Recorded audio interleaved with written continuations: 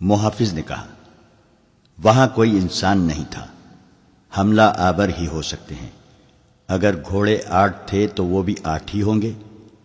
چھاپا ماروں کی تعداد زیادہ نہیں ہو سکتی۔ نائب سالار نے کہا، ہم انشاءاللہ انہیں پکڑ لیں گے۔ یہ یاد رکھو کہ وہ چھاپا مار ہیں، سلطان ایوبی نے کہا، اور لڑکیاں جاسوس ہیں۔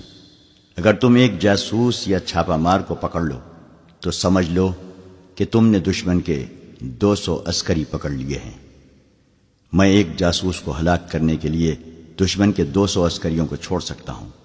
ایک عورت کسی کا کچھ نہیں بگاڑ سکتی، مگر ایک جاسوس اور تقریب کار عورت اکیلی پورے ملک کا بیڑا غرق کر سکتی ہے۔ یہ لڑکیاں بہت خطرناک ہیں۔ اگر وہ مصر کے اندر رہ گئیں تو تمہارا پورے کا پورا لشکر بیکار ہو جائے گا۔ ایک جاسوس یا جاسوسہ کو پکڑنے یا جان سے مارنے کے لیے اپنے 100 سپاہی قربان کر دو۔ یہ سودا پھر بھی سستا ہے۔ چھاپا مار اگر نہ پکڑے جائیں تو مجھے پرواہ نہیں۔ ان لڑکیوں کو ہر قیمت پر پکڑنا ہے۔ ضرورت سمجھو تو تیروں سے انہیں ہلاک کر دو، زندہ نگل کر نہ جائیں۔ 1 گھنٹے کے اندر اندر 20 تیز رفتار سوار روانہ کر دیے گئے۔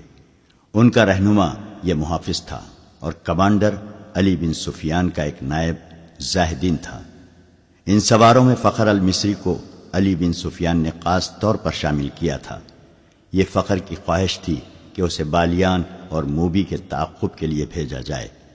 یہ تو نہ علی بن سفیان کو علم تھا نہ فخر المصری کو کہ جن کے تعاقب میں سوار جا رہے ہیں وہ بالیان اور موبی اور ان کے 6 وفادار ساتھی ہیں۔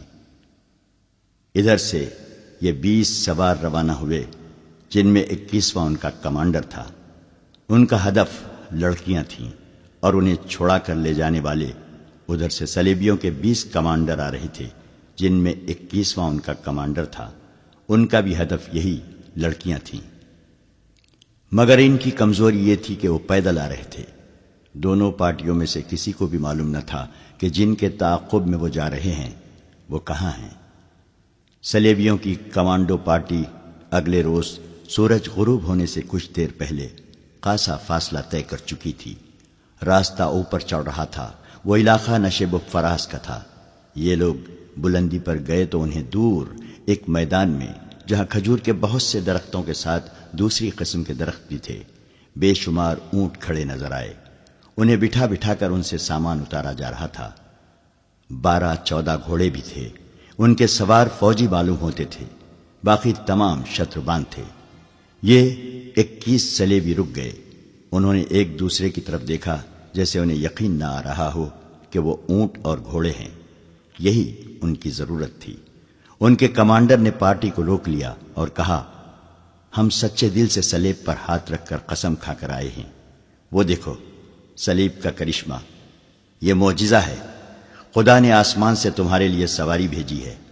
تم میں سے جس کے دل میں کسی بھی گناہ کا یا فرض سے کوتاہی کا یا جان بجا کر بھاگنے کا خیال ہے، وہ فوراً نکال دو۔ خدا کا بیٹا جو مظلوموں کا دوست اور ظالموں کا دشمن ہے، تمہاری مدد کے لیے آسمان سے اتر آیا ہے۔ سب کے چہروں پر تھکن کے جو آثار تھے وہ غائب ہو گئے اور چہروں پر رونق آ گئی۔ انہوں نے ابھی اس پہلو پر غور ہی نہیں کیا تھا کہ اتنے بے شمار اونٹوں اور گھوڑوں میں سے جن کے ساتھ اتنے زیادہ شتروان اور فوجی ہیں، وہ اپنی ضرورت کے مطابق جانور کس طرح حاصل کریں گے۔ یہ 100 کے لگ بھگ اونٹوں کا قافلہ تھا جو محاذ پر فوج کے لیے راشن لے جا رہا تھا۔ چونکہ ملک کے اندر دشمن کا کوئی خطرہ نہیں تھا، اس لیے قافلے کی حفاظت کا کوئی خاص اہتمام نہیں کیا گیا تھا۔ صرف 10 گھوڑ سوار ساتھ بھیج دیے گئے تھے۔ شتربان نہتے تھے، ابھی چھاپا مار اور شپقوں مارنے والے میدان میں نہیں آئے تھے۔ صلیبیوں کے یہ 21 آدمی پہلے چھاپا مار تھے، یا اس سے پہلے صلاح الدین نے شپقوں کا وہ طریقہ آزمایا تھا جس میں تھوڑے سے سواروں نے سوڈانیوں کی فوج کے عقبی حصے پر حملہ کیا اور غائب ہو گئے تھے۔ اس وار کرو اور بھاگو کے طریقے جنگ کی کامیابی کو دیکھتے ہوئے سلطان ایوبی نے تیز رفتار، ذہین اور جسمانی لحاظ سے غیر معمولی طور پر صحت مند عسکریوں کے دستے تیار کرنے کا حکم دیا تھا، اور دشمن کے ملک میں لڑاکا جاسوس بھیجنے کی اسکیم بھی تیار کر لی تھی۔ لیکن سلیبیوں کو ابھی شبقوں اور چھاپوں کی نہیں سوجھی تھی۔ کسی نجی قافلے کو ڈاکو بعض اوقات لوٹ لیا کرتے تھے۔ سرکاری قافلے ہمیشہ محفوظ رہتے تھے، اسی لیے فوجوں کے رسد کے قافلے بے خوف و خطر رواں دواں رہتے تھے۔ اس سے پہلے بھی اسی محاذ کے لیے 2 بار رسد کے قافلے جا چکے تھے اور اسی علاقے سے گزرے تھے، لہذا حفاظتی اقدامات کی ضرورت نہیں سمجھی جاتی تھی۔ یہ قافلہ بھی خطروں سے بے پرواہ محاذ کو جا رہا تھا اور رات کے لیے یہاں پڑاؤ کر رہا تھا۔ اس سے تھوڑی ہی دور قافلے کے لیے بہت بڑا خطرہ آ رہا تھا۔ سلیبی کمانڈر نے اپنی پارٹی کو ایک نشیب میں بٹھا لیا اور 2 آدمیوں سے کہا کہ وہ جا کر یہ دیکھیں کہ قافلے میں کتنے اونٹ، کتنے گھوڑے، کتنے مسلح آدمی اور قطرے کیا کیا ہیں۔ پھر وہ رات کو حملہ کرنے کی اسکیم بنانے لگا۔ ان کے پاس ہتھیاروں کی کمی نہیں تھی، جذبے کی بھی کمی نہیں تھی۔ ہر ایک آدمی جان پر کھیلنے کو تیار تھا۔ نصف شب سے بہت پہلے وہ 2 آدمی واپس آئے جو قافلے کو قریب سے دیکھنے گئے تھے۔ انہوں نے بتایا کہ قافلے کے ساتھ 10 مسلح سوار ہیں جو ایک ہی جگہ سوئے ہوئے ہیں۔ گھوڑے الگ بندھے ہیں، شتربان ٹولیوں میں بٹ کر سوئے ہوئے ہیں۔ سامان میں زیادہ تر بوریاں ہیں۔ شتربانوں کے پاس کوئی ہتھیار نہیں۔ یہ بڑی اچھی معلومات تھی، کام مشکل نہیں تھا۔ قافلے والے گہری نیند سوئے ہوئے تھے۔ 10 عسکریوں کی آنکھ بھی نہ کھلی کہ تلواروں اور خنجروں نے انہیں کاٹ کر رکھ دیا۔ سلیبی چھاپا ماروں نے یہ کام اتنی خاموشی اور آسانی سے کر لیا کہ بیشتر شتربانوں کی آنکھ ہی نہ کھلی، اور جن کی آنکھ کھلی وہ سمجھ ہی نہ پائے کہ یہ کیا ہو رہا ہے۔ جس کے منہ سے آواز نکلی وہ اس کی زندگی کی آخری آواز ثابت ہوئی۔ چھاپا ماروں نے شتربانوں کو ہراساں کرنے کے لیے چیخنا شروع کر دیا۔ سوئے ہوئے شتربان گھبرا اور بڑبڑا کر اٹھے، اونٹ بھی بدک کر اٹھنے لگے۔ سلیبیوں نے شتربانوں کا قتل عام شروع کر دیا۔ بہت تھوڑے بھاگ سکے۔ سلیبی کمانڈر نے چلا کر کہا، یہ مسلمانوں کا راشن ہے، تباہ کر دو، اونٹوں کو بھی ہلاک کر دو۔ انہوں نے اونٹوں کے پیٹوں میں تلواریں گھونپنی شروع کر دیں۔ اونٹوں کے واویلے سے رات کانپنے لگی۔ کمانڈر نے گھوڑے دیکھے، 12 تھے، 10 سواروں کے لیے اور 2 فالتو۔ اس نے 9 اونٹ الگ کر لیے۔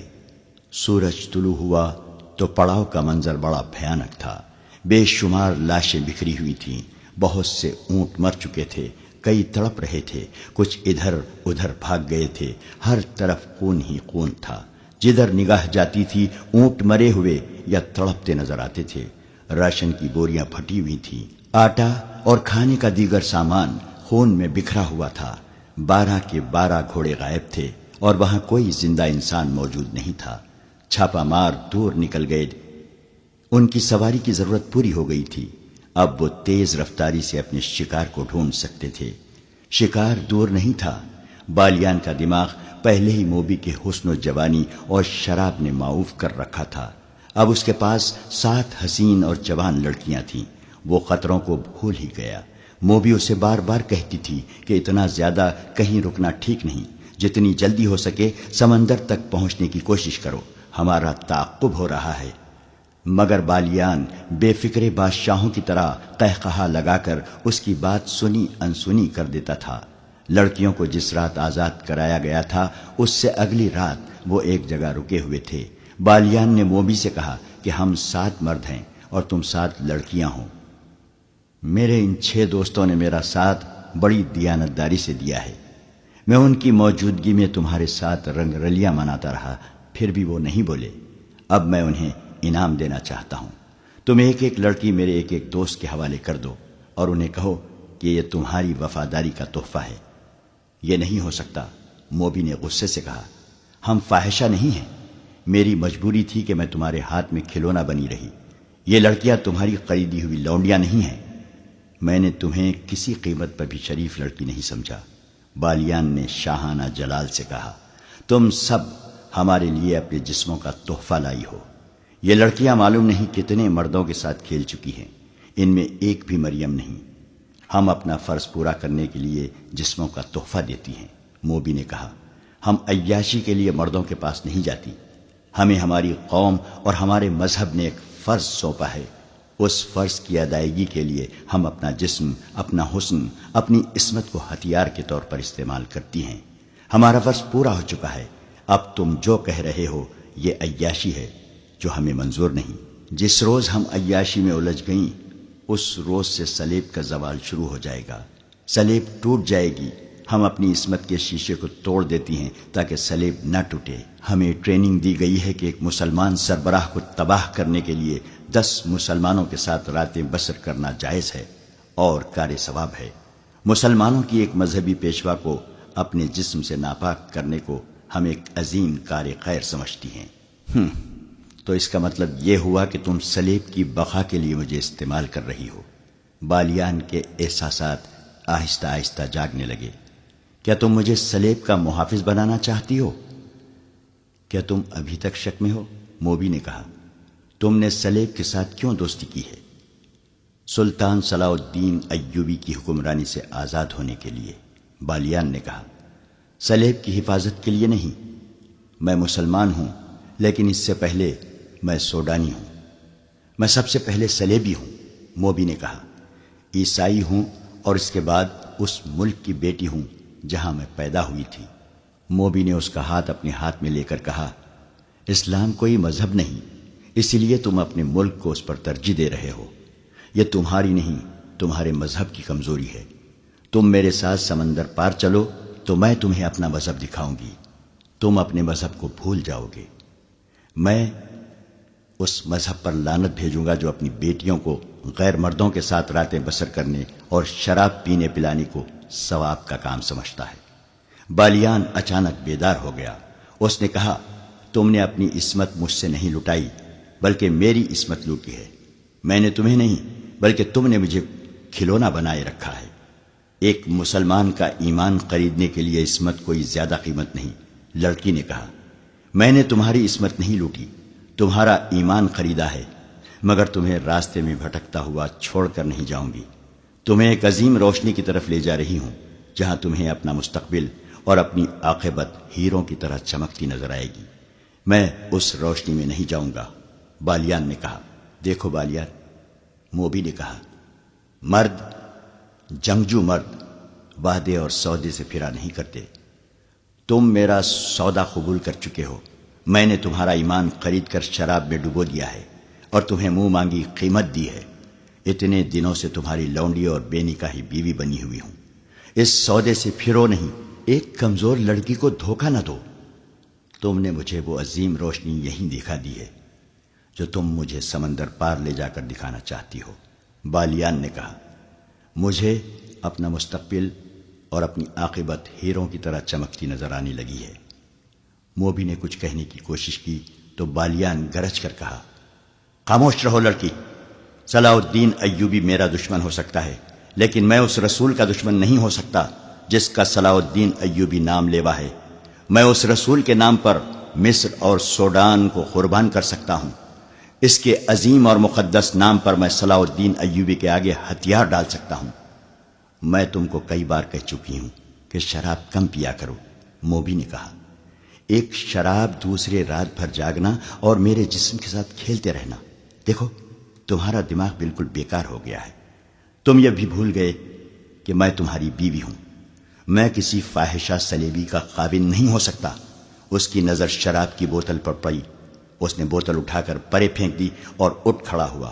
اس نے اپنے دوستوں کو بلا لیا۔ وہ دوڑتے آئے۔ اس نے کہا، یہ لڑکیاں اور یہ لڑکی بھی تمہاری قیدی ہیں، انہیں واپس قاہرہ لے چلو۔ قاہرہ؟ ایک نے حیران ہو کر کہا، آپ قاہرہ جانا چاہتے ہیں؟ ہاں، اس نے کہا، قاہرہ۔ حیران ہونے کی ضرورت نہیں، اس ریگزار میں کب تک بھٹکتے رہیں گے؟ کہاں جائیں گے؟ چلو گھوڑوں پر زینے کسو اور ہر لڑکی کو ایک ایک گھوڑے کی پیٹھ پر باندھ کر لے چلو۔ صحرا میں اونٹ کا سفر بے آواز پا ہوتا ہے۔ گھوڑوں کے ٹاپوؤں کی ہلکی ہلکی آوازیں سنائی دیتی ہیں، لیکن اونٹ کے پاؤں خدا نے ایسے بنائے ہیں کہ ہلکی سی آواز بھی پیدا نہیں ہوتی۔ بالیان جس وقت موبی کے ساتھ باتیں کر رہا تھا اسے محسوس تک نہ ہوا کہ ایک اونٹ ایک چھوٹے سے ریتیلے ٹیلے کے اونٹ میں کھڑا ان دونوں کو اور 6 لڑکیوں کو اور 6 آدمیوں کو دیکھ رہا ہے۔ وہ سلیبی کمانڈو پارٹی کا ایک آدمی تھا۔ اس پارٹی کا کمانڈر عقل مند آدمی تھا۔ بالیان کے ڈیرے سے تقریباً نصف میل دور اس نے پڑاؤ کیا تھا۔ اس کے وہم و گمان میں بھی نہ تھا کہ اس کا شکار اس سے نصف میل دور ہے۔ اس نے فوجی دانش مندی سے کام لیتے ہوئے رات کو 3 آدمیوں کو یہ ڈیوٹی دے دی تھی کہ وہ اونٹوں پر سوار ہو کر دور دور تک گھوم آئیں اور جہاں انہیں کوئی خطرہ یا کام کی کوئی چیز نظر آئے آ کر اطلاع دیں۔ اس کام کے لیے اونٹ ہی موزوں سواری تھی، کیونکہ اس کے پاؤں کی آواز نہیں ہوتی۔ تینوں سوار مختلف سمتوں کو چلے گئے تھے۔ یہ سارا علاقہ ایسا تھا کہ پڑاؤ کے لیے نہایت اچھا تھا، اس لیے کمانڈر نے سوچا تھا کہ یہاں کسی اور نے بھی ڈیرے ڈال رکھے ہوں گے۔ ایک شتر سوار کو روشنی سی نظر آئی تو وہ اس طرف چل پڑا۔ یہ ایک چھوٹی سی مشل تھی جو بالیان کے عارضی کیمپ میں جل رہی تھی۔ شتر سوار آگے گیا تو ایک ٹیلے کے پیچھے ہو گیا۔ یہ اتنا ہی اونچا تھا کہ اونٹ پر سوار ہو کر آگے دیکھتا جا سکتا تھا۔ اونٹ اور سوار اس کے پیچھے چھپ گئے تھے۔ اسے ہلکی ہلکی روشنی میں لڑکیاں نظر آئیں جو بالیان کے فوجی دوستوں کے ساتھ گپ شپ لگا رہی تھیں۔ ان سے کچھ دور ایک اور لڑکی ایک آدمی کے ساتھ باتیں کرتی نظر آئی۔ ذرا پرے بہت سے گھوڑے بندھے ہوئے تھے۔ ان میں وہ گھوڑے بھی تھے جو ان لوگوں نے قیدیوں کے محافظوں کو قتل کر کے حاصل کیے تھے۔ سلیبی شتر سوار نے اونٹ کو موڑا، کچھ دور آہستہ آہستہ چلا اور پھر اونٹ دوڑا دیا۔ اونٹ کے لیے نصف میل کا فاصلہ کچھ بھی نہیں تھا۔ سوار نے اپنی پارٹی کو خوشخبری سنائی کہ شکار ہمارے قدموں میں ہے۔ کمانڈر نے ایک لمحہ بھی ضائع نہ کیا، شتر سوار سے ہدف کی تفصیل پوچھی اور پارٹی کو پیدل چلا دیا۔ گھوڑوں کے قدموں کی آواز سے شکار چوکنا ہو جانے کا خطرہ تھا۔ جس وقت یہ پارٹی بالیان کے ڈیرے تک پہنچی، بالیان حکم دے چکا تھا کہ ایک ایک لڑکی کو گھوڑے کی پیٹھ پر باندھ دو۔ اس کے دوست حیرت زدہ ہو کر بالیان کو دیکھ رہے تھے کہ اس کا دماغ خراب ہو گیا ہے۔ انہوں نے اس کے ساتھ بحث شروع کر دی اور وقت ضائع ہوتا رہا۔ بالیان نے انہیں بڑی مشکل سے قائل کیا کہ وہ جو کچھ کہہ رہا ہے ہوش ٹھکانے رکھ کر کہہ رہا ہے اور قاہرہ چلے جانے میں ہی مصلحت اور عافیت ہے۔ لڑکیاں پریشانی کے عالم میں اسے دیکھ رہی تھیں۔ بالیان کے آدمیوں نے گھوڑوں پر زینے ڈالی اور لڑکیوں کو پکڑ لیا۔ اچانک ان پر آفت ٹوٹ پڑی۔ بالیان نے بلند آواز سے بار بار کہا، ہم ہتھیار ڈالنا چاہتے ہیں، لڑکیوں کو قاہرہ لے جا رہے ہیں۔ وہ حملہ آوروں کو سلطان ایوبی کے فوجی سمجھ رہا تھا، لیکن ایک خنجر نے اس کے دل میں اتر کر اسے خاموش کر دیا۔ اس کے دوست اتنے زیادہ آدمیوں کے ایسے اچانک حملے کا مقابلہ نہ کر سکے، سنبھلنے سے پہلے ہی ختم ہو گئے۔ سلیبیوں کا چھاپا کامیاب تھا، لڑکیاں آزاد ہو چکی تھیں۔ چھاپا مار انہیں فوراً اپنی جگہ لے گئے۔ انہوں نے کمانڈر کو پہچان لیا، وہ بھی ان کی پارٹی کا جاسوس تھا۔ انہوں نے رات وہیں بسر کرنے کا فیصلہ کیا اور پہرے کے لیے 2 سنتری کھڑے کر دیے جو ڈیرے کے ارد گرد گھومنے لگے۔ سلطان ایوبی کے بھیجے ہوئے سوار اس جگہ سے ابھی دور تھے جہاں سے قیدی لڑکیاں بالیان کے آدمیوں نے رہا کر آئی تھیں۔ رات کو بھی چلے جا رہے تھے، تعاقب میں وقت ضائع کرنا نہیں چاہتے تھے۔ راہنما ان کے ساتھ تھا، وہ راستہ اور جگہ بھولا نہیں تھا۔ وہ انہیں اس جگہ لے گیا جہاں ان پر حملہ ہوا تھا۔ ایک مشل جلا کر دیکھا گیا، وہاں رابن اور اس کے ساتھیوں کی لاشیں اور ان کے محافظوں کی لاشیں پڑی تھیں۔ یہ چیری پھاڑی اور کھائی ہوئی تھیں۔ اس وقت بھی صحرائی لومڑیاں اور گیدڑ انہیں کھا رہے تھے۔ سواروں کو دیکھ کر یہ درندے بھاگ گئے۔ دن کے وقت انہیں گدھ کھاتے رہے تھے۔ محافظ اپنے کمانڈر کو اس جگہ لے گیا جہاں سے اس نے گھوڑا کھولا تھا۔ وہاں سے مشل کی روشنی میں زمین دیکھی گئی، گھوڑوں کے قدموں کے نشان نظر آ رہے تھے اور سمت کی نشاندہی کر رہے تھے جدھر یہ گئے تھے، مگر رات کے وقت ان نشانیوں کو دیکھ دیکھ کر چلنا بہت مشکل تھا۔ وقت ضائع ہونے کا اور بھٹک جانے کا ڈر تھا۔ رات کو وہیں قیام کیا گیا۔ سلیبی پارٹی کے کیمپ میں سب جاگ رہے تھے، وہ بہت خوش تھے۔ کمانڈر نے فیصلہ کیا تھا کہ صحرا کی تاریکی میں بحر روم کی طرف روانہ ہو جائیں گے۔ اس وقت میگنانا ماریوس نے کہا کہ مقصد ابھی پورا نہیں ہوا، صلاح الدین ایوبی کو قتل کرنا باقی ہے۔ کمانڈر نے کہا کہ یہ اس صورت میں ممکن تھا کہ وہ لڑکیوں کے پیچھے قاہرہ چلے جاتے۔ اب وہ قاہرہ سے بہت دور ہیں، اس لیے قتل کی مہم ختم کی جاتی ہے۔ یہ میری مہم ہے جسے موت کے سوا کوئی ختم نہیں کر سکتا۔ میگنانا ماریوس نے کہا، میں نے صلاح الدین ایوبی کو قتل کرنے کا حلف اٹھایا تھا۔ مجھے ایک ساتھی اور ایک لڑکی کی ضرورت ہے۔ یہ فیصلہ مجھے کرنا ہے کہ ہمیں کیا کرنا ہے۔ کمانڈر نے کہا، سب پر فرض ہے کہ میرا حکم مانے، میں کسی کے حکم کا پابند نہیں۔ میگنانا ماریوس نے کہا، تم سب خدا کے حکم کے پابند ہو۔ کمانڈر نے اسے ڈانٹ دیا۔ میگنانا ماریوس کے پاس تلوار تھی۔ وہ اٹھ کھڑا ہوا اور کمانڈر پر تلوار سونت لی۔ ان کے ساتھی درمیان میں آ گئے۔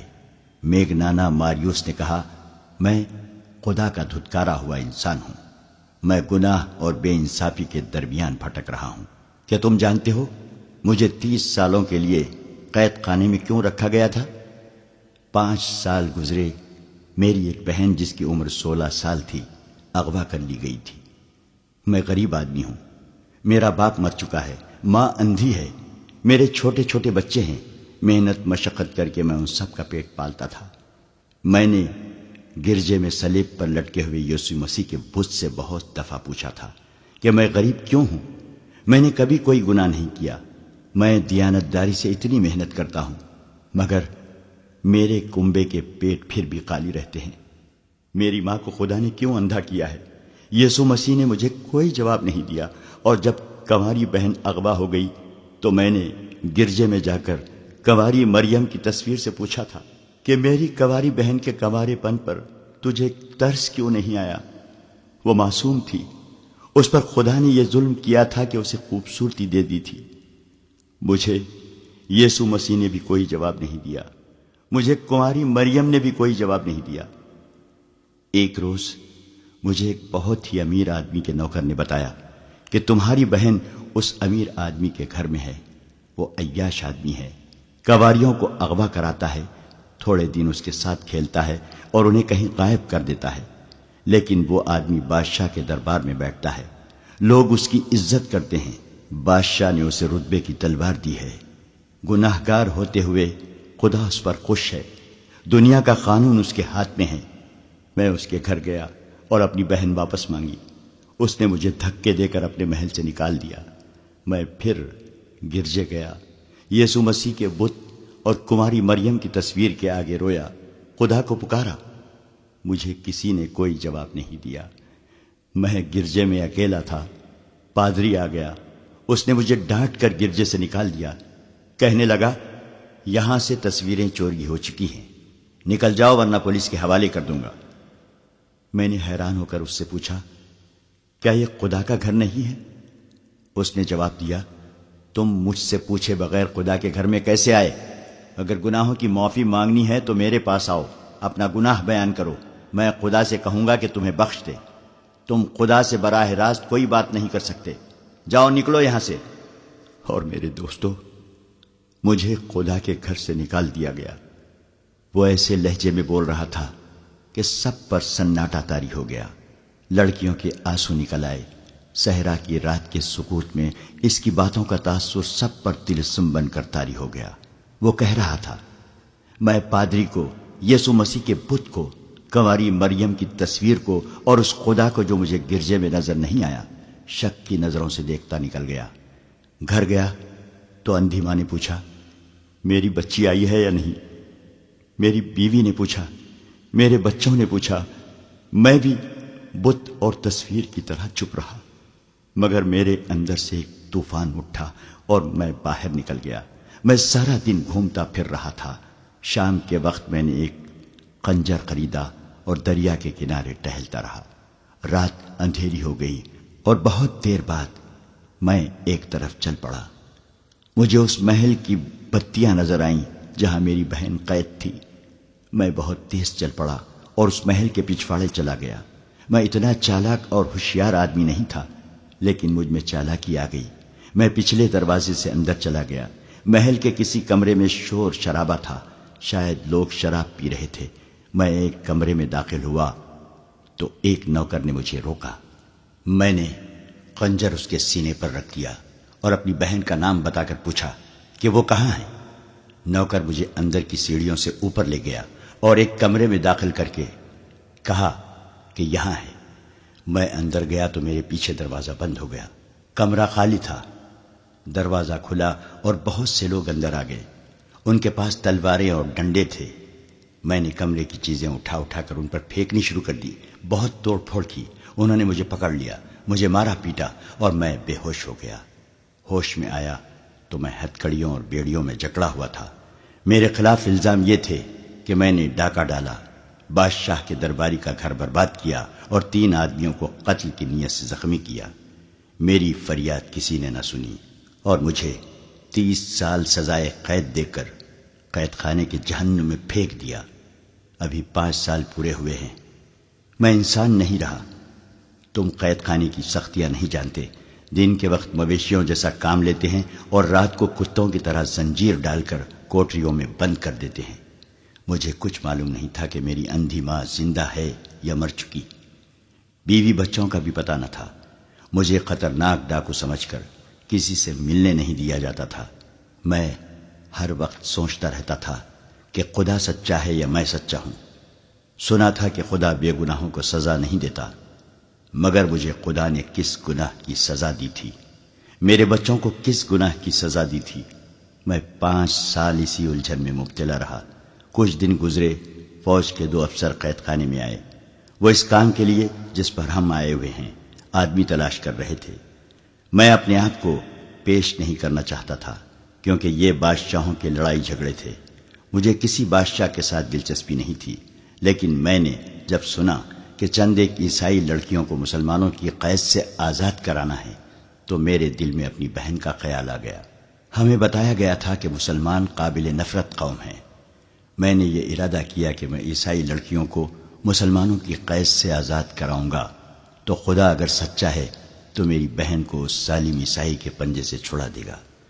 پھر فوجی افسروں نے کہا کہ ایک مسلمان بادشاہ کو قتل کرنا ہے تو میں نے اسے جزا کا کام سمجھا اور اپنے آپ کو پیش کر دیا، مگر شرط یہ رکھی کہ مجھے اتنی رقم دی جائے جو میں اپنے کنبے کو دے سکوں۔ انہوں نے رقم دینے کا وعدہ کیا اور یہ بھی کہا کہ اگر تم سمندر پار مارے گئے تو تمہارے کنبے کو اتنی زیادہ رقم دی جائے گی کہ ساری عمر کے لیے وہ کسی کے محتاج نہیں رہیں گے۔ اس نے اپنے ساتھیوں کی طرف اشارہ کر کے کہا، یہ 2 میرے ساتھ قید خانے میں تھے۔ انہوں نے بھی اپنے آپ کو پیش کر دیا۔ ہم سے سینکڑوں باتیں پوچھی گئیں۔ ہم تینوں نے انہیں یقین دلایا کہ ہم اپنی قوم اور اپنے مذہب کو دھوکہ نہیں دیں گے۔ میں نے دراصل اپنے کنبے کے لیے اپنی جان فروخت کر دی ہے۔ قید خانے سے نکالنے سے پہلے ایک پادری نے ہمیں بتایا کہ مسلمانوں کا قتل تمام گناہ بخشوا دیتا ہے، اور عیسائی لڑکیوں کو مسلمانوں کی قید سے آزاد کراؤ گے تو سیدھے جنت میں جاؤ گے۔ میں نے پادری سے پوچھا کہ خدا کہاں ہے؟ اس نے جو جواب دیا اس سے میری تسلی نہ ہوئی۔ میں نے صلیب پر ہاتھ رکھ کر حلف اٹھایا۔ ہمیں باہر نکالا گیا۔ مجھے میرے گھر لے گئے۔ میرے گھر والوں کو انہوں نے بہت سی رقم دی۔ میں مطمئن ہو گیا۔ اب میرے دوستو، مجھے اپنا حلف پورا کرنا ہے۔ میں دیکھنا چاہتا ہوں کہ میرا خدا کہاں ہے۔ کیا ایک مسلمان بادشاہ کو قتل کر کے خدا نظر آ جائے گا؟ تم پاگل ہو، کمانڈر نے کہا۔ تم نے جتنی باتیں کی ہیں ان میں مجھے عقل کی ذرا سی بھی بو نہیں آتی۔ اس نے بڑی اچھی بات کی ہے۔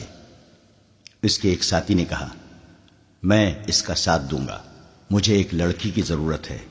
میگنانا ماریوس نے لڑکیوں کی طرف دیکھ کر کہا، میں لڑکی کی جان اور عزت کا ذمہ دار ہوں۔ لڑکی کے بغیر میں صلاح الدین ایوبی تک نہیں پہنچ سکوں گا۔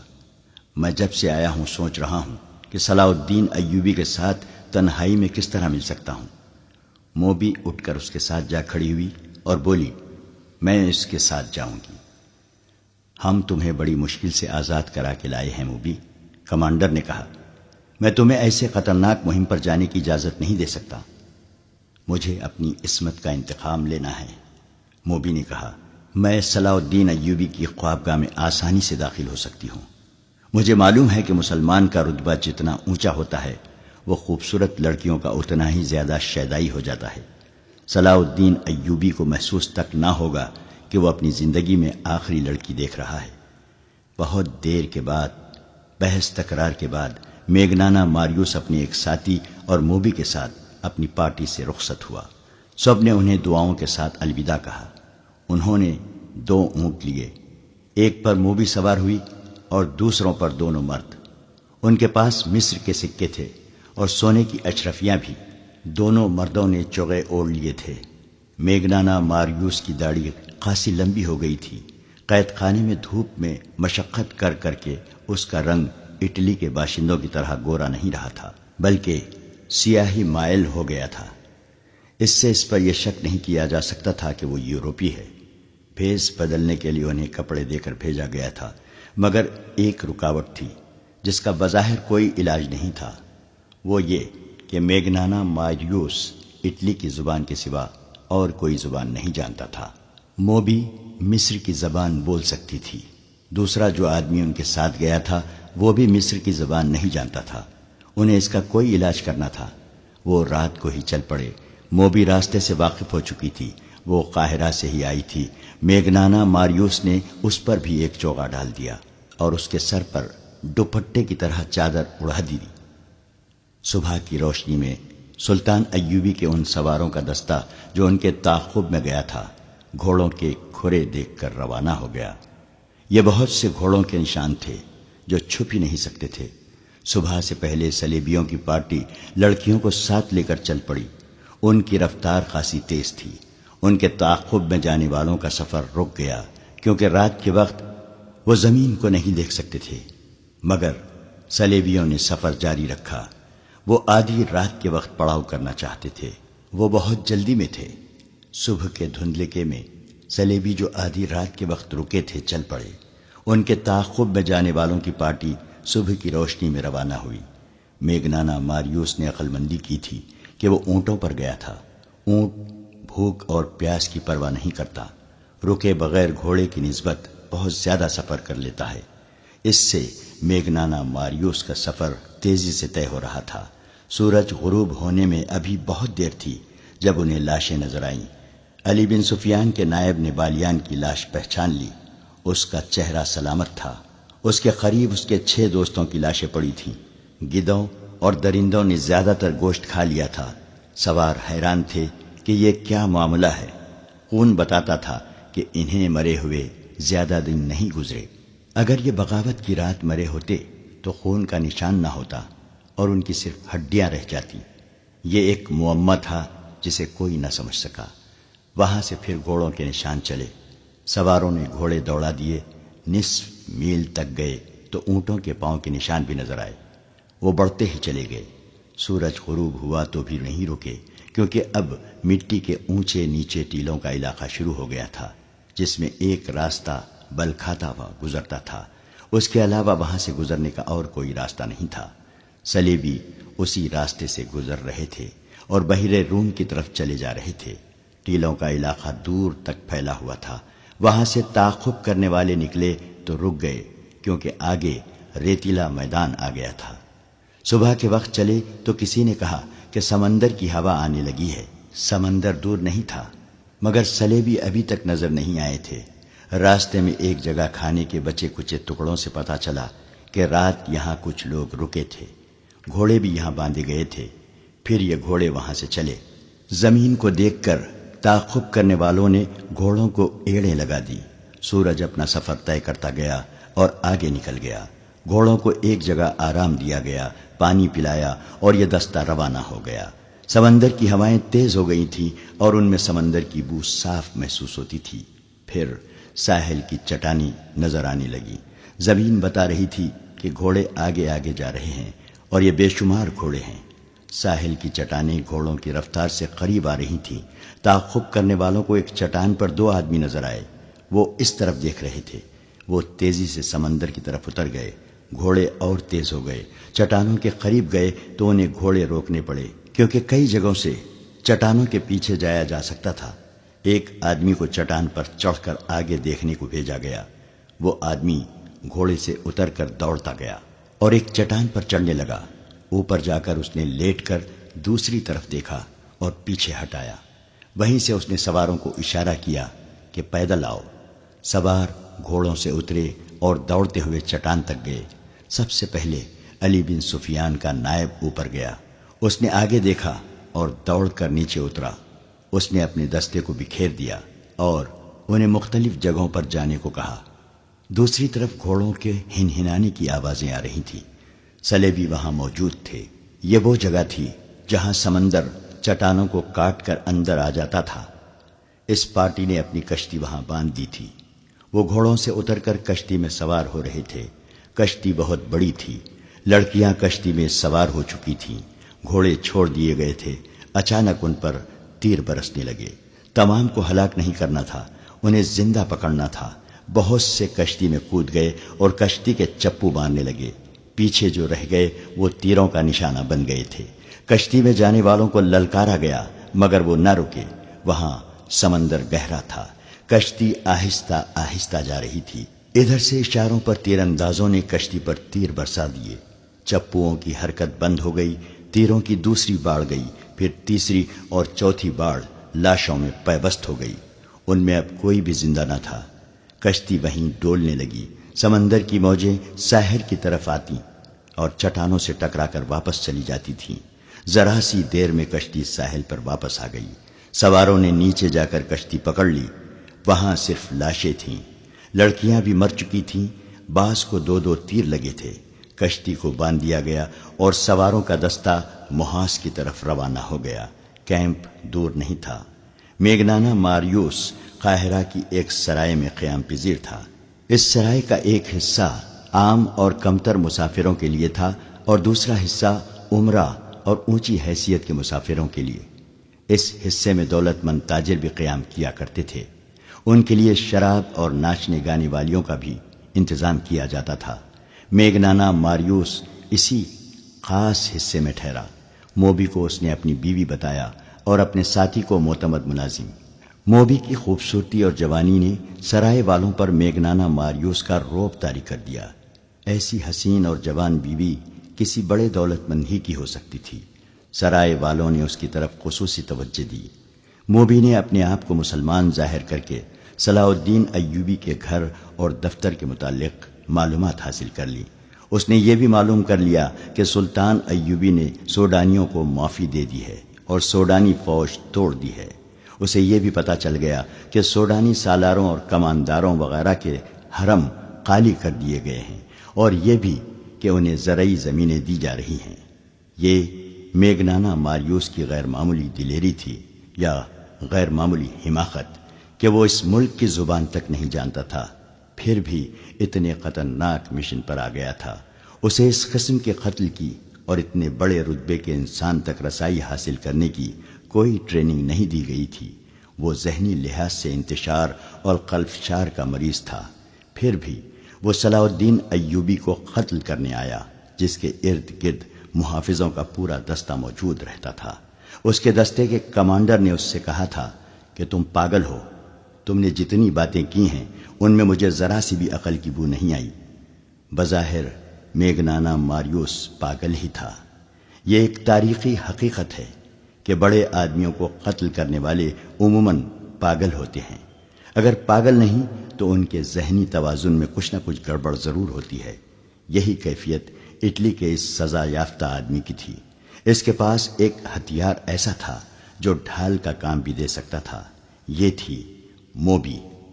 موبی مصر کی صرف زبان ہی نہیں جانتی تھی بلکہ اسے اور اس کی مری ہوئی 6 ساتھی لڑکیوں کو مصری اور عربی، مسلمانوں کے رہن سہن، تہذیب و تمدن اور دیگر معاشرتی اونچ نیچ کے متعلق لمبے عرصے کے لیے ٹریننگ دی گئی تھی. وہ مسلمان مردوں کی نفسیات سے بھی واقف تھی، اداکاری کی ماہر تھی اور سب سے بڑی خوبی یہ کہ وہ مردوں کو انگلیوں پر نچانا اور بوقت ضرورت اپنا پورا جسم ننگا کر کے کسی مرد کو پیش کرنا بھی جانتی تھی. یہ تو کوئی بھی نہیں بتا سکتا کہ بند کمرے میں میگنانا ماریوس، موبی اور ان کے ساتھی نے کیا باتیں کی اور کیا منصوبہ بنایا. البتہ ایسا ثبوت پرانی تحریروں میں ملتا ہے کہ 3-4 روز سرائے میں قیام کے بعد میگنانا ماریوس باہر نکلا تو اس کی داڑھی دھلی دھلائی تھی. اس کے چہرے کا رنگ سوڈانیوں کی طرح گہرا بادامی تھا جو مصنوعی ہو سکتا تھا لیکن مصنوعی لگتا نہیں تھا. اس نے معمولی قسم کا چوغا اور سر پر معمولی قسم کا رومال اور امامہ باندھ رکھا تھا۔ موبی سر سے پاؤں تک سیاہ برقع نما لبادے میں تھی اور اس کے چہرے پر باریک نقاب اس طرح پڑا تھا کہ ہونٹ اور تھوڑی ڈھکی ہوئی تھی۔ پیشانی تک چہرہ ننگا تھا، پیشانی پر اس کے بھورے ریشمی بال پڑے ہوئے تھے اور اس کا حسن ایسا نکھرا ہوا تھا کہ راہ جاتے لوگ رک کر دیکھتے تھے۔ ان کا ساتھی معمولی سے لباس میں تھا جس سے پتہ چلتا تھا کہ نوکر ہے۔ سرائے کے باہر دو نہایت اعلیٰ نسل کے گھوڑے کھڑے تھے۔ یہ سرائے والوں نے میگنانا ماریوس کے لیے اجرت پر منگوائے تھے، کیونکہ اس نے کہا تھا کہ وہ اپنی بیوی کے ساتھ سیر کے لیے جانا چاہتا ہے۔ میگنانا ماریوس اور موبی گھوڑوں پر سوار ہو گئے اور جب گھوڑے چلے تو ان کا ساتھی نوکروں کی طرح پیچھے پیچھے چل پڑا۔ صلاح الدین ایوبی اپنے نائبین کو سامنے بٹھائے سوڈانیوں کے متعلق احکامات دے رہا تھا۔ وہ یہ کام بہت جلدی ختم کرنا چاہتا تھا، کیونکہ اس نے فیصلہ کر لیا تھا کہ سلطان زنگی کی بھیجی ہوئی فوج مصر کی نئی فوج اور وفادار سوڈانیوں کو ساتھ ملا کر ایک فوج بنائے گا اور فوری طور پر یروشلم پر چڑھائی کرے گا۔ بحر روم کی شکست کے بعد جبکہ سلطان زنگی نے فرینکوں کو بھی شکست دے دی تھی، ایک لمبے عرصے تک صلیبیوں کے سنبھلنے کا کوئی امکان نہیں تھا۔ ان کے سنبھلنے سے پہلے ہی سلطان ایوبی ان سے یروشلم چھین لینے کا منصوبہ بنا چکا تھا۔ اس سے پہلے وہ سوڈانیوں کو زمینوں پر آباد کر دینا چاہتا تھا تاکہ کھیتی باڑی میں الجھ جائیں اور ان کی بغاوت کا امکان نہ رہے۔ نئی فوج کی تنظیم نو اور ہزارہا سوڈانیوں کو زمینوں پر آباد کرنے کا کام آسان نہیں تھا۔ ان دونوں کاموں میں خطرہ یہ تھا کہ سلطان ایوبی کی فوج اور اپنی انتظامیہ میں ایسے اعلیٰ افسر موجود تھے جو اسے مصر کی امارت کے سربراہ کی حیثیت سے نہیں دیکھ سکتے تھے۔ سوڈانیوں کی فوج کو توڑ کر بھی سلطان ایوبی نے اپنے خلاف خطرہ پیدا کر لیا تھا۔ اس فوج کے چند ایک اعلیٰ حکام زندہ تھے، انہوں نے سلطان کی اطاعت قبول کر لی تھی، مگر علی بن سفیان کی انٹیلیجنس بتا رہی تھی کہ بغاوت کی راکھ میں ابھی بھی چنگاریاں موجود ہیں۔ انٹیلیجنس کی رپورٹ یہ بھی تھی کہ ان باغی سربراہوں کو اپنی شکست کا اتنا افسوس نہیں جتنا صلیبیوں کی شکست کا غم ہے، کیونکہ وہ بغاوت دب جانے کے بعد بھی صلیبیوں سے مدد لینا چاہتے تھے، اور مصر کی انتظامیہ اور فوج کے 2-3 اعلیٰ حکام کو سوڈانیوں کی شکست کا افسوس تھا، کیونکہ وہ آس لگائے بیٹھے تھے کہ سلطان صلاح الدین ایوبی مارا جائے گا یا بھاگ جائے گا۔ یہ ایمان فروشوں کا ٹولہ تھا، لیکن سلطان ایوبی کا ایمان مضبوط تھا۔ اس نے مخالفین سے واقف ہوتے ہوئے بھی ان کے خلاف کوئی کارروائی نہ کی، ان کے ساتھ نرمی سے اور خلوص سے پیش آتا رہا۔ کسی محفل میں اس نے ان کے خلاف کوئی بات نہ کی، اور جب کبھی اس نے ماتحتوں سے اور فوج سے خطاب کیا تو ایسے الفاظ کبھی نہ کہے کہ میں اپنے مخالفین کو مزہ چکھا دوں گا۔ کبھی دھمکی آمیز یا طنزیہ الفاظ استعمال نہیں کیے، البتہ ایسے الفاظ اکثر اس کے منہ سے نکلتے تھے۔ اگر کسی ساتھی کو ایمان بیچتا دیکھو تو اسے روکو، اسے یاد دلاؤ کہ وہ مسلمان ہے، اس کے ساتھ مسلمانوں جیسا سلوک کرو تاکہ وہ دشمن کے اثر سے آزاد ہو جائے۔ لیکن در پردہ وہ مخالفین کی سرگرمیوں سے باخبر رہتا تھا۔ علی بن سفیان کا محکمہ بہت ہی زیادہ مصروف ہو گیا تھا۔ سلطان ایوبی کو زیر زمین سیاست کی اطلاعیں باقاعدگی سے دی جا رہی تھیں۔ اب اس کے محکمے کی ذمہ داری اور زیادہ بڑھ گئی تھی۔ محافظوں اور شتربانوں کے قتل کی اطلاع بھی قاہرہ آ چکی تھی۔ اس سے پہلے جاسوسوں کا گروہ جس میں لڑکیاں بھی تھیں، محافظوں سے نامعلوم افراد نے آزاد کرا لیا تھا۔ ان 2 واقعات نے یہ ثابت کر دیا تھا کہ ملک میں صلیبی جاسوس اور چھاپہ مار موجود ہیں، اور یہ بھی ظاہر ہوتا تھا کہ انہیں یہاں کے باشندوں کی پشت پناہی اور پناہ حاصل ہے۔ ابھی یہ اطلاع نہیں پہنچی تھی کہ چھاپہ ماروں اور لڑکیوں کے عین اس وقت ختم کر دیا گیا ہے جب وہ کشتی میں سوار ہو رہے تھے۔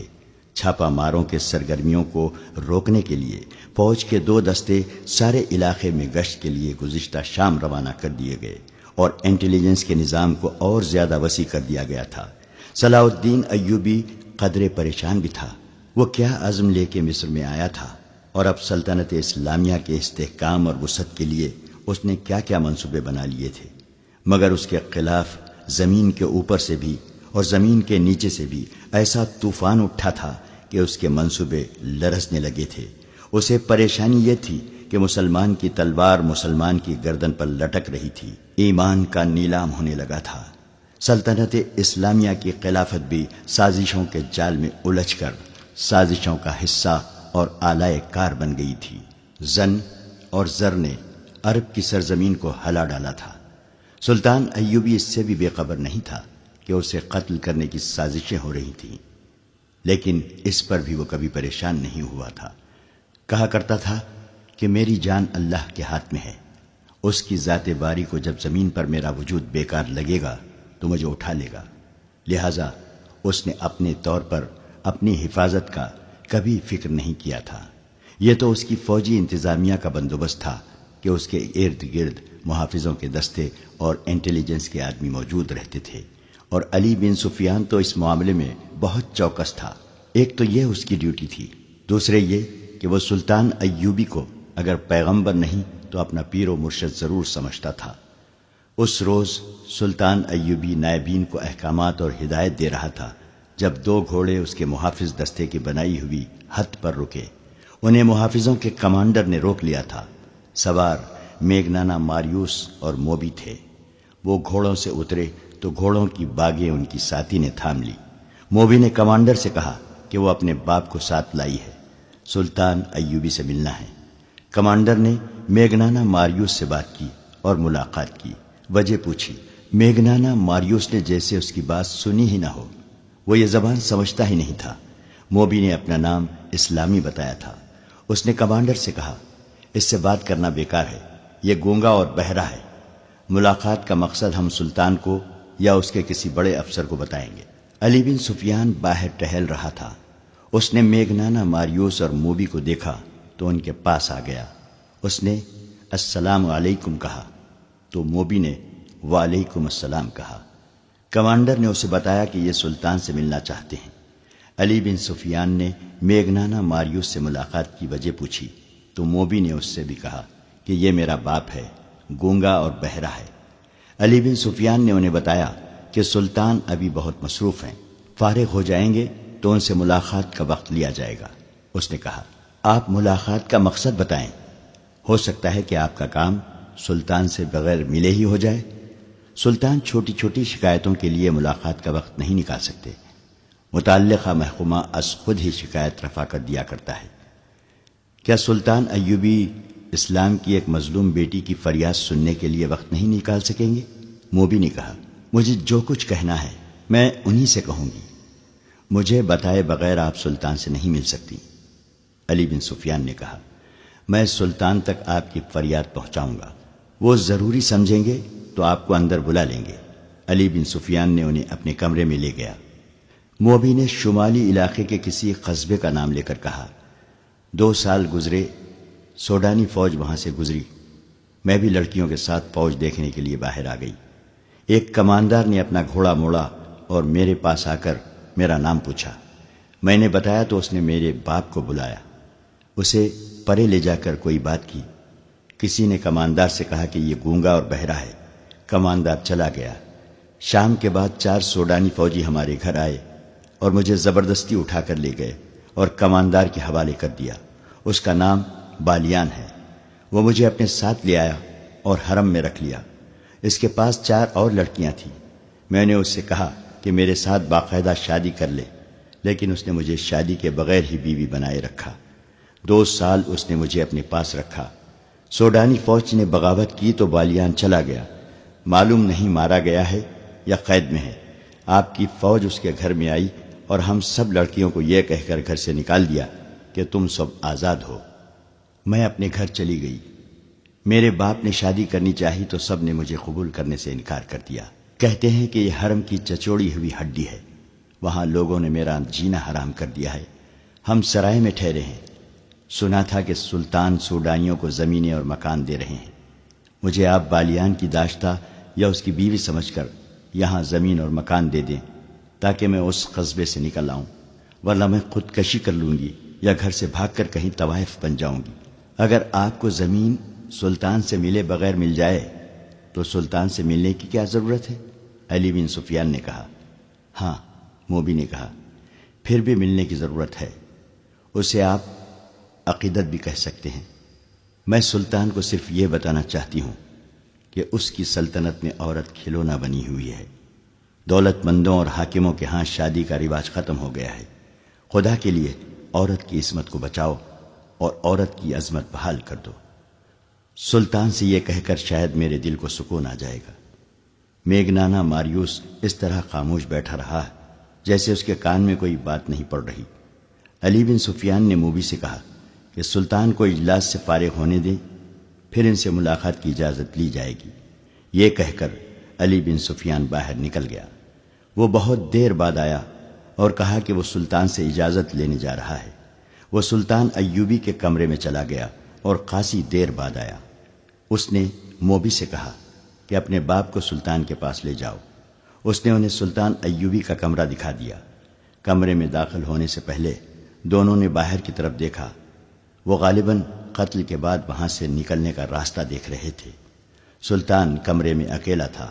اس نے دونوں کو بٹھایا اور موبی سے پوچھا، کیا تمہارا باپ پیدائشی گونگا اور بہرا ہے؟ ہاں سلطان محترم، موبی نے جواب دیا، یہ اس کا پیدائشی نقص ہے۔ سلطان ایوبی بیٹھا نہیں، کمرے میں ٹہلتا رہا اور بولا، میں نے تمہاری شکایت اور مطالبہ سن لیا ہے۔ مجھے تمہارے ساتھ پوری ہمدردی ہے۔ میں تمہیں یہاں زمین بھی دوں گا، مکان بھی بنوا دوں گا۔ سنا ہے تم کچھ اور بھی مجھ سے کہنا چاہتی ہو۔ اللہ آپ کا اقبال بلند کرے، موبی نے کہا۔ آپ کو بتا دیا گیا ہوگا کہ میرے ساتھ کوئی آدمی شادی نہیں کرتا۔ لوگ مجھے حرم کی چھچوڑی ہوئی ہڈی، فاحشہ اور بدکار کہتے ہیں، اور میرے باپ کو کہتے ہیں کہ اس نے بیٹی بیچ ڈالی تھی۔ آپ مجھے زمین اور مکان تو دے دیں گے، لیکن مجھے ایک قابل کی ضرورت ہے جو میری عزت کی رکھوالی کرے۔ اس نے جھجک کر کہا، میں ایسی بات کہنے کی جرت نہیں کر سکتی، لیکن اپنی ماں کی عرضداشت آپ تک پہنچانا چاہتی ہوں۔ یہ آپ اگر میری شادی نہیں کرا سکتے تو مجھے اپنے حرم میں رکھ لیں۔ آپ میری عمر، میری شکل و صورت اور میرا جسم دیکھیں۔ کیا میں آپ کے قابل نہیں ہوں؟ یہ کہہ کر اس نے میگنانا ماریوس کے کندھے پر ہاتھ رکھ کر دوسرا ہاتھ اپنے سینے پر رکھا اور سلطان ایوبی کی طرف اشارہ کیا۔ یہ اشارہ شاید پہلے سے طے شدہ تھا۔ میگنانا ماریوس نے دونوں ہاتھ جوڑ کر سلطان ایوبی کی طرف کیے اور پھر موبی کے ہاتھ پکڑ کر سلطان ایوبی کی طرف بڑھائے، جیسے وہ یہ کہہ رہا تھا کہ میری بیٹی کو قبول کر لو، میرا کوئی حرم نہیں لڑکی۔ سلطان ایوبی نے کہا، میں ملک سے حرم، قہوہ خانے اور شراب ختم کر رہا ہوں۔ بات کرتے کرتے اس نے اپنی جیب سے ایک سکہ نکالا اور ہاتھ میں اچھالنے لگا۔ اس نے کہا، میں عورت کی عزت کا محافظ بننا چاہتا ہوں۔ یہ کہتے کہتے وہ دونوں کی پیٹھ پیچھے چلا گیا اور سکہ ہاتھ سے گرا دیا۔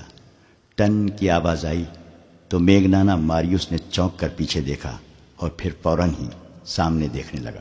صلاح الدین ایوبی نے تیزی سے اپنے کمربند سے 1 فٹ لمبا خنجر نکال کر اس کی نوک میگنانا ماریوس کی گردن پر رکھ دی اور موبی سے کہا، یہ شخص میری زبان نہیں سمجھتا، اسے کہو کہ اپنے ہاتھ سے اپنا ہتھیار پھینک دے۔ اس نے ذرا سی بھی پسو پیش کی تو یہاں سے تم دونوں کی لاشیں اٹھائی جائیں گی۔ موبی کی آنکھیں حیرت اور خوف سے کھل گئیں۔ اس نے اداکاری کا کمال دکھانے کی کوشش کی اور کہا، میرے باپ کو ڈرا دھمکا کر آپ مجھ پر کیوں قبضہ کرنا چاہتے ہیں؟ میں تو خود ہی اپنے آپ کو پیش کر رہی ہوں۔ تم جب محاذ پر میرے سامنے آئی تھی تو تم میری زبان نہیں بولتی تھی، سلطان ایوبی نے کہا، اور خنجر کی نوک میگنانا ماریوس کی گردن پر رکھے رکھی۔ اس نے کہا، کیا تم اتنی جلدی یہاں کی زبان بولنے لگی ہو؟ اسے کہو ہتھیار فوراً باہر نکال دے۔ موبی نے اپنی زبان میں میگنانا ماریوس سے کچھ کہا تو اس نے چوغے کے اندر ہاتھ ڈال کر خنجر باہر نکالا، جو اتنا ہی لمبا تھا جتنا سلطان ایوبی کا تھا۔ سلطان نے اس کے ہاتھ سے خنجر لے لیا اور اپنا خنجر اس کی گردن سے ہٹا کر کہا، باقی 6 لڑکیاں کہاں ہیں؟ آپ نے مجھے پہچاننے میں غلطی کی ہے، موبی نے کانپتی ہوئی آواز میں کہا، میرے ساتھ اور کوئی لڑکی نہیں ہے۔ آپ کون سی 6 لڑکیوں کی بات کر رہے ہیں؟ مجھے خدا نے آنکھیں دی ہیں، سلطان ایوبی نے کہا، اور خدا نے مجھے ذہن بھی دیا ہے جس میں وہ چہرے نقش ہو جاتے ہیں جنہیں ایک بار آنکھ دیکھ لیتی ہے۔ تمہارا چہرہ جو آدھا نقاب میں ہے میں نے پہلے بھی دیکھا ہے۔ تمہیں اور تمہارے اس ساتھی کو خدا نے اتنا ناقص ذہن دیا ہے کہ جس کام کے لیے تم آئے تھے تم اس قابل نہیں۔ سرائے میں تم دونوں خاوند اور بیوی تھے اور یہاں آ کر تم باپ اور بیٹی بن گئے، مگر تم ہو کچھ بھی نہیں، اور تمہارا ایک ساتھی باہر گھوڑوں کے پاس کھڑا ہے، وہ تمہارا نوکر نہیں، اسے گرفتار کر لیا گیا ہے۔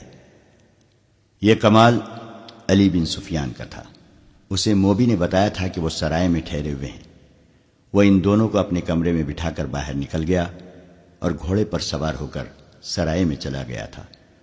سرائے والوں سے اس نے ان کے حلیے بتا کر پوچھا تو اسے بتایا گیا تھا کہ وہ میاں بیوی ہیں اور ان کے ساتھ ان کا نوکر ہے۔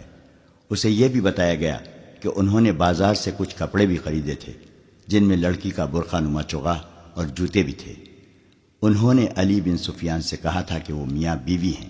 اس نے اور کوئی تفتیش نہیں کی۔ ان کے کمرے کا تالا توڑ کر ان کے سامان کی تلاشی لی۔ اس سے چند ایسی اشیاء برآمد ہوئیں جنہوں نے شک کو یقین میں بدل دیا۔ علی بن سفیان سمجھ گیا کہ سلطان ایوبی سے ان کا تنہائی میں ملنے کا مطلب کیا ہو سکتا ہے۔ اس نے ان کے گھوڑے دیکھے تھے، اعلیٰ نسل کے تیز رفتار گھوڑے تھے۔ سرائے والے سے ان گھوڑوں کے متعلق پوچھا گیا تو اس نے بتایا کہ یہ تینوں مسافر اونٹوں پر آئے تھے اور یہ گھوڑے لڑکی نے یہ کہہ کر منگوائے تھے کہ نہایت اچھے ہوں اور تیز رفتار ہوں۔ سرائے والوں نے یہ بھی بتایا تھا کہ لڑکی کا خاوند گونگا ہے اور نوکر بھی گونگا معلوم ہوتا ہے، وہ کسی سے بات نہیں کرتا۔ دراصل وہ بھی یہاں کی زبان نہیں جانتا تھا۔ علی بن سفیان نے واپس آ کر دیکھا کہ اجلاس ختم ہو گیا ہے تو وہ سلطان ایوبی کے پاس چلا گیا، اسے ان کے متعلق بتایا اور وہ کہانی بھی سنائی جو لڑکی نے اسے سنائی تھی۔ پھر سرائے سے جو معلومات اس نے حاصل کی تھیں اور ان کے سامان سے جو مشکوک چیزیں برآمد کی تھیں وہ دکھائیں اور اپنی رائے یہ دی کہ آپ کو قتل کرنے آئے ہیں، آپ سے تنہائی میں ملنا چاہتے ہیں۔ انہوں نے یہ منصوبہ بنایا ہوگا کہ آپ کو قتل کر کے نکل جائیں گے۔ جتنی دیر میں کسی کو پتہ چلے گا اتنی دیر میں وہ تیز رفتار گھوڑوں پر سوار ہو کر شہر سے دور جا چکے ہوں گے، اور یہ بھی ہو سکتا ہے کہ یہ لوگ آپ کو اتنی خوبصورت لڑکی کے چکر میں ڈال کر خوابگاہ میں قتل کرنا چاہتے ہوں۔ سلطان ایوبی سوچ میں پڑ گیا، پھر کہا انہیں ابھی گرفتار نہ کرو، میرے پاس بھیج دو۔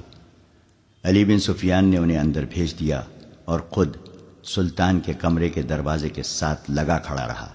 اس نے محافظ دستے کے کمانڈر کو بلا کر کہا ان دونوں گھوڑوں کو اپنے گھوڑوں کے ساتھ باندھ دو اور زینے اتار دو، اور ان کے ساتھ جو آدمی ہے اسے اپنی حراست میں بٹھا لو، اس کی تلاشی لو، اس کے کپڑوں کے اندر خنجر ہوگا وہ اس سے لے لو۔ ان احکام پر عمل ہو گیا۔